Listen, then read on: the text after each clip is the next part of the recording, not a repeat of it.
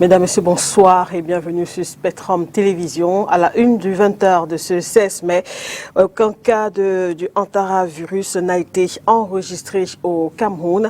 L'information est donnée par le ministre de la Santé publique.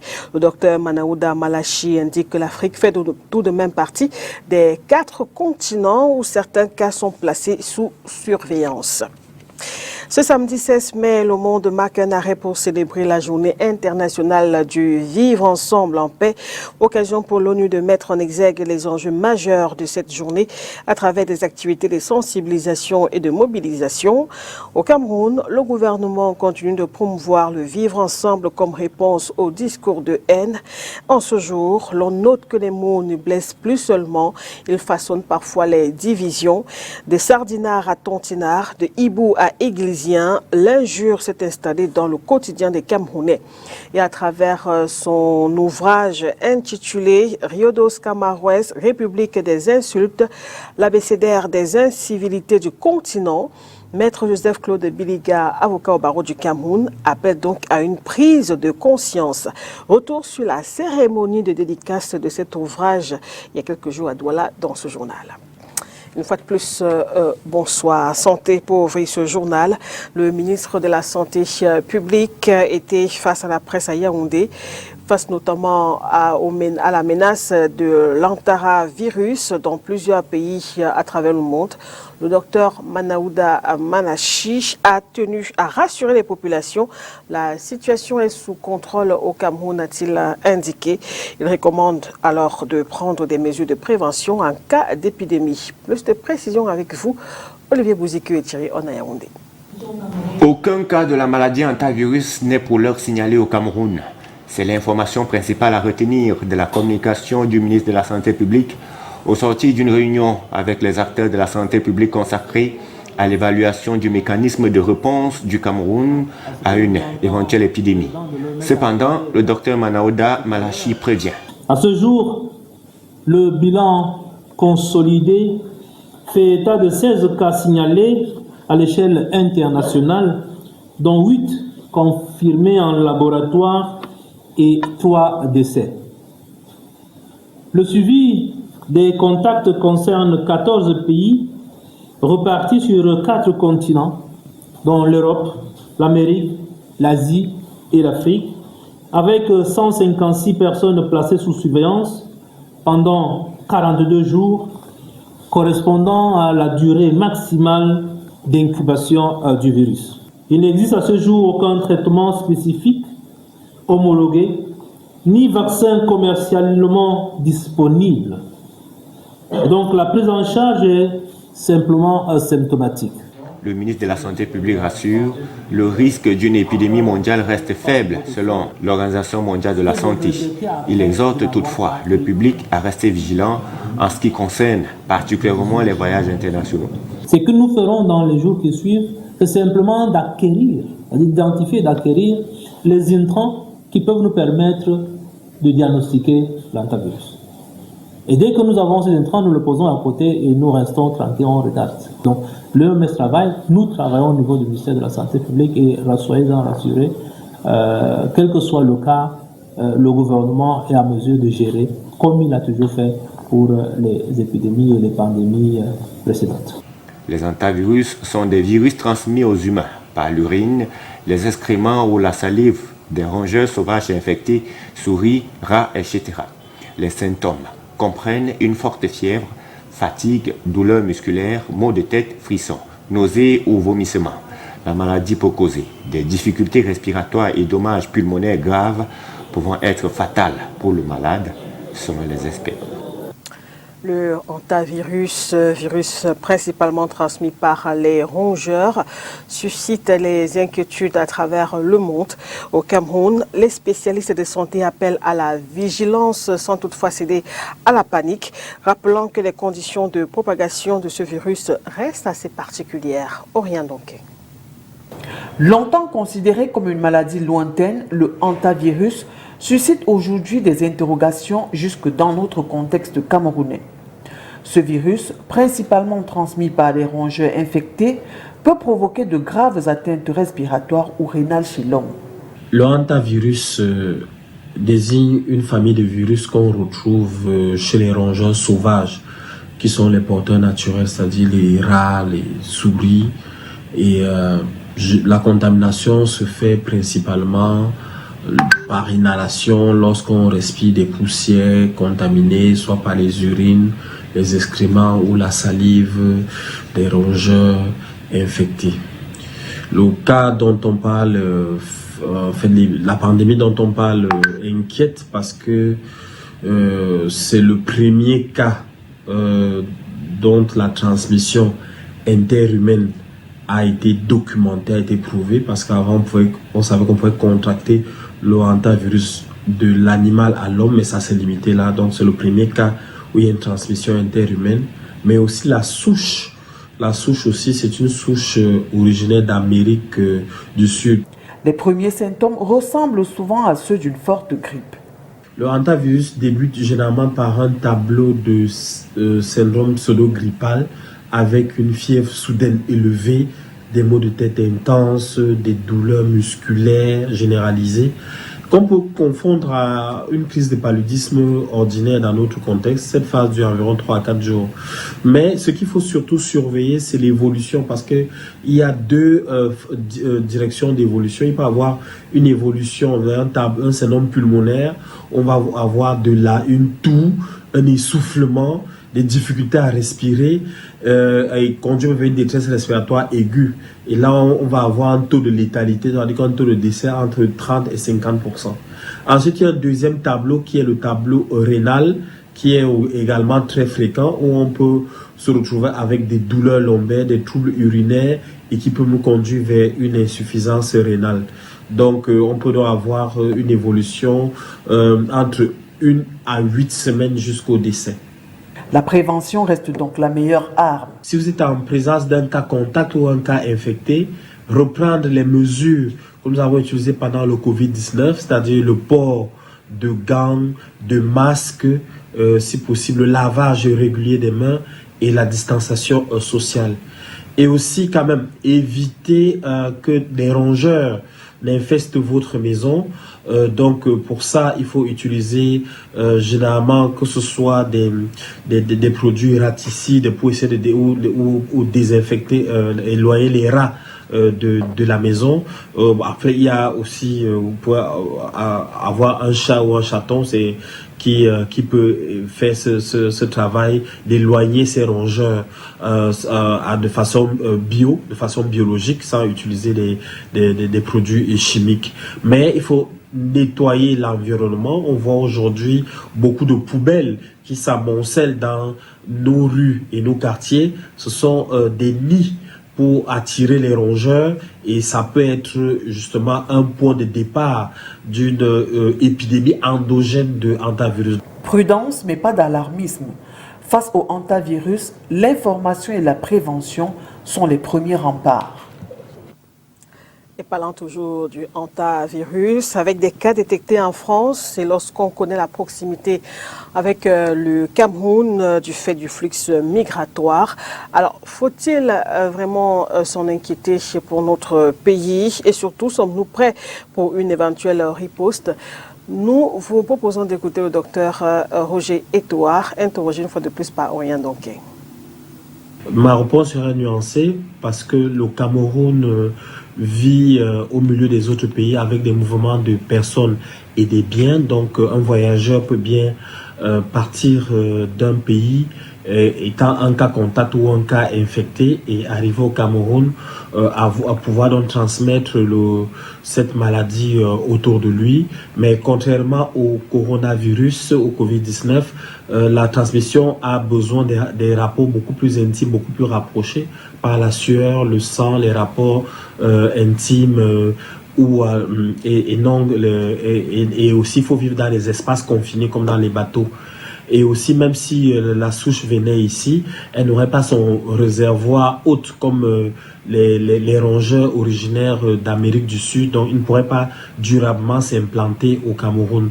Donc, je pense qu'il faut surveiller, il faut être vigilant, mais pas être alarmiste du tout. Je pense que les autorités veillent au grain.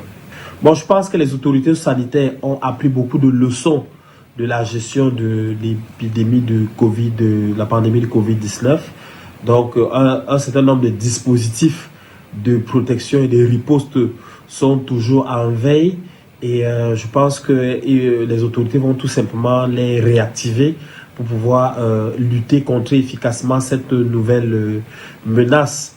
Mais on n'est jamais trop prudent. Je pense qu'il faut monter en puissance en termes de vigilance et de surveillance contre cette épidémie. Et les autorités sanitaires de concert avec les autorités sanitaires internationales, c'est-à-dire l'OMS, doivent principalement surveiller les points de contact, les points d'arrivée des personnes dans notre territoire pour essayer d'endiguer cette menace à nos frontières et aussi de prendre toutes les mesures pour renforcer notre système de santé pour qu'il soit paré à une éventuelle propagation de ce virus dans notre pays. Ce samedi 16 mai est jour de célébration de la Journée internationale du Vivre ensemble en paix. Vivre ensemble en paix, instaurer la confiance par le dialogue, l'inclusion et la réconciliation, c'est le thème retenu pour cette célébration. Au Cameroun, le gouvernement continue, comme vous le savez, de promouvoir le vivre ensemble comme réponse à certains conflits et autres discours de haine. Alors, comment se manifeste concrètement le vivre ensemble, par exemple, dans un espace marchand? Leila Ngonze s'est rendue dans un marché ici même à Douala. Voici son reportage. Loin des médias et des réseaux sociaux, nous sommes au marché Sandaga, dans le premier arrondissement de la ville de Douala.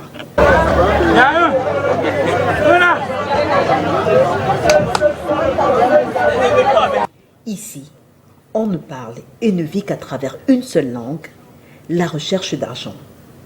Tu mangeras à la sueur de ton front qu'à des porteurs.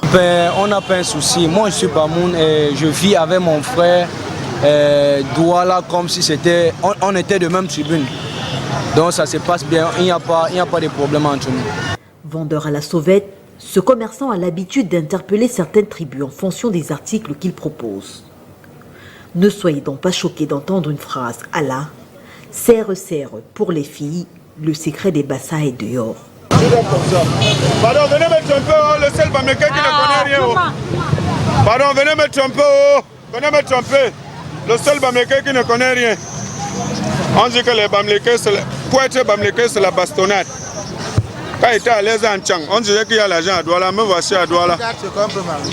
Pardon? Je gratte pour que les gens me voient. Si je ne fais pas comme ça, je veux vendre ça là comment? Si je ne gratte pas comme ça, je veux vendre ça comment? Il faut que je fasse ça pour que vous me voyez. Regardez. C'est juste qu'on me connaît déjà assez dans mon domaine et que beaucoup de gens savent que quand je veux vendre, je parle des choses. C'est une manière pour moi d'attirer la clientèle, quoi. Donc c'est les autres qui pensent que ce que je parle, c'est une question de tribalisme. Oh, ce n'est pas ça.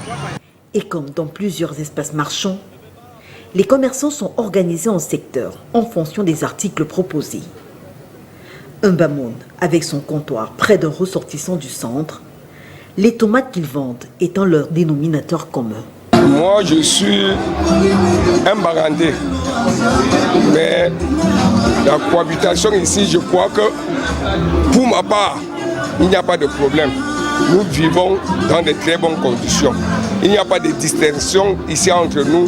On ne connaît pas si c'est un Bamoum, si c'est un Barandé, si c'est un Yaoundé, si c'est un Yabassien. Nous vivons main dans la main ici au marché Sandaga. Nous formons une famille à Sandaga. Il n'y a pas quand même trop ça ici. Parce que quand on dit le marché Sandaga, nous ne sommes pas secteurs. On a les secteurs là, c'est les tribus quand même comme ça. Mais on se ravitaille dans tous les autres secteurs. Et quand on part, parce que je suis Bamoun, je peux aller dans le secteur de Bamléké, je prends la tomate et dis je vais avant d'aller payer. Donc ça veut dire qu'il n'y a pas de barrière au niveau du marché. Je me nomme ici membre au marché Sandaga. Il y a les Bamoun qui me donnent les marchandises. Il y a les Bouddhas qui me donnent les marchandises. Il y a les Barandais qui me donnent les marchandises. Moi, je ne vois pas là où il y a le tribalisme entre tout ça. Et même dans mon camp, je suis un chef secteur au marché Sandaga.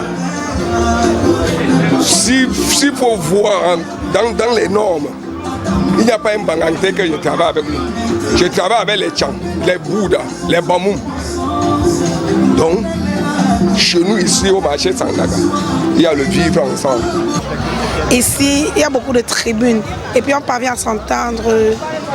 À notre niveau, on s'entend. Nous sommes comme en famille. Nous sommes comme en famille là-bas parce que nous sommes tous des Bamileke, même village, Baham, Sam, Bandjoun, tout. Au milieu de nous, il y a Yaoundé, ça ne nous gêne pas. Nous sommes ensemble comme en famille. Quand nous on est là, on est ensemble comme en famille. Disons-le, les uns et les autres s'accordent à penser et à dire que les discours haineux ont explosé sur les réseaux sociaux au Cameroun en 2018 à la faveur de l'élection présidentielle.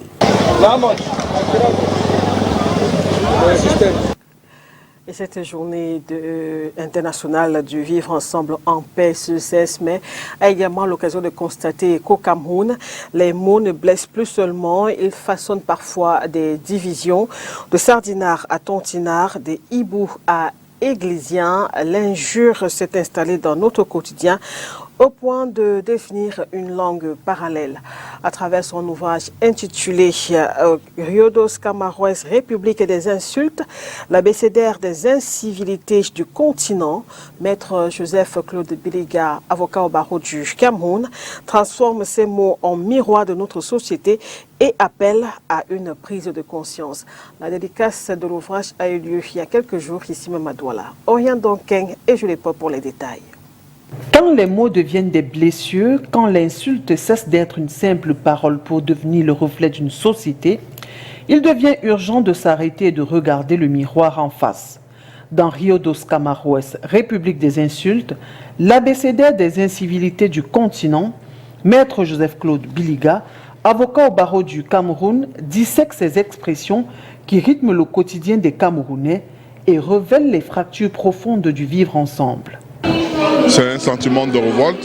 J'ai estimé que je pouvais apporter ma contribution pour lutter contre ce fléau qui est réel et qui risque de branler le pays, même dans ses fondements qui sont l'unité dans la diversité. Structuré autour des 26 lettres de l'alphabet sur près de 500 pages et plus d'une centaine de mots recensés, le livre revisite ces expressions devenues familières. Sardinard, Tontinard, il y avait quoi avant ? Hibou, Églisien. Mais ici, il ne s'agit pas seulement des mots. Chaque expression raconte une époque, une fracture politique, une rivalité sportive ou une blessure sociale. L'auteur ne se contente pas de répertorier les injures, il construit un procès de nos incivilités et interroge notre rapport au vivre ensemble. Car ici, il ne s'agit pas d'être avocat du diable, encore moins avocat lolo, mais peut-être simplement avocat du changement. Je dis que ce que je dis, c'est que ceux qui parlent d'avocat ou avocat beurre ne sont pas les professionnels et ne sont pas ceux qui jugent même les actions d'avocat, mais font leur jugement sur la base du fait que l'avocat a pris position pour tel autre. Lorsque la position leur plaît, c'est un avocat beurre. Lorsque la position ne leur plaît pas, ça devient un avocat lolo. Et j'estime que ce n'est pas normal. Il faut qu'on apprécie les avocats à travers leurs propres compétences et non de manière subjective. De la même manière, lorsqu'on est avocat du diable, lorsqu'on vous appelle avocat du diable, on doit pouvoir comprendre que toute personne a droit à la défense. Quels que soient les crimes qu'elle aurait commis cette personne, elle a droit à la défense et l'avocat ne fait que son travail. Pour beaucoup, ce livre agit comme un miroir, parfois inconfortable, mais nécessaire. Pose un problème qui amène à la réflexion sur ce qui mine notre pays, notre comportement, l'absence d'éthique, l'absence de morale. C'est d'abord cette prise de conscience qui va donc nous permettre maintenant de proposer des choses qui vont nous ramener dans le droit chemin. Le Cameroun est au fond du gouffre et je pense que écrire ce genre de livre, tout le monde doit le lire. Tout le monde doit le lire pour comprendre qu'on est dans l'erreur et qu'il faut se corriger. Fallait-il remettre ainsi les injures au centre du débat public lorsque le risque de banalisation existe ? Pour certains, il s'agit au contraire de montrer pour mieux corriger, exposer pour mieux prévenir. Avec tout ce que ce livre décrit, où allons-nous ? Pour comprendre que les parents ont leur rôle, depuis la maison, à l'école, à l'université, en route, tout le monde doit pouvoir se poser la question. Donc c'est un livre qui interpelle chacun de nous. C'est pour cette raison qu'il faudrait évidemment que les gens se rendent compte qu'on est allé trop loin. Et qu'il faut donc revenir aux fondamentaux, à ce que nous avons su, la solidarité, qu'est-ce que la solidarité, qu'est-ce que l'éthique, qu'est-ce que l'amour pour la patrie, le pays. Tuer tous ces mots que nous vivons aujourd'hui parce que c'est ça qui est facile. Le plus facile, c'est de s'insulter. Le plus difficile, c'est de s'aimer. Mais pour réussir, il faut s'aimer. Au fond, le livre pose une question simple. Comment construire une république apaisée lorsque les mots eux-mêmes fragilisent la cohésion sociale? Publié par Sapientia Édition avec la préface du professeur Ambroise Luison et Somba, la dédicace a lieu ce 12 mai 2026 ici à Douala, devant un parterre de personnalités qui ont salué au passage la mémoire de Émile Bassek Bakobio, décédé ce même jour. On retourne sur les marchés pour dire que le prix du kilogramme du cacao en hausse depuis ce mois de mai 2026. Au pointage du 12 mai notamment, le cacao est vendu entre 1550 francs CFA et 1650 francs CFA le kilo. Si l'on est loin des 6000 francs CFA dès la saison 2023-2024, il faut dire que les producteurs saluent tout de même cette hausse quand on sait qu'il y a encore quelques semaines, le kilogramme du cacao était vendu à 1300 francs CFA. Léla Ngonzu. À 2 mois de la fin de la campagne 2025-2026, prévue le 15 juillet, le prix du kilogramme de fèves de cacao connaît une nouvelle hausse dans les bassins de production du Cameroun. Selon des données publiées par le système d'information des filières de l'Office national du cacao et du café en ce début et mi-mai 2026, le prix du kilogramme de cacao a franchi la barre de 1500 francs CFA pour se situer désormais entre 1550 et 1650 francs CFA. Ce qui n'est pas rien quand on sait qu'au cours des dernières semaines, il tournait autour de 1300 francs CFA le kilogramme.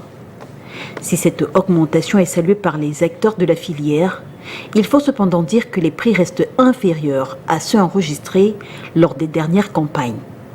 Au cours de la saison 2024-2025, par exemple, on était arrivé à 5400 francs CFA le kilogramme, un prix également inférieur aux 6000 francs CFA enregistrés pendant la saison 2023-2024. C'est d'ailleurs ces différents pics qui ont poussé les autorités camerounaises à tabler sur des prix variant entre 3200 et 5400 au lancement de la saison 2025-2026.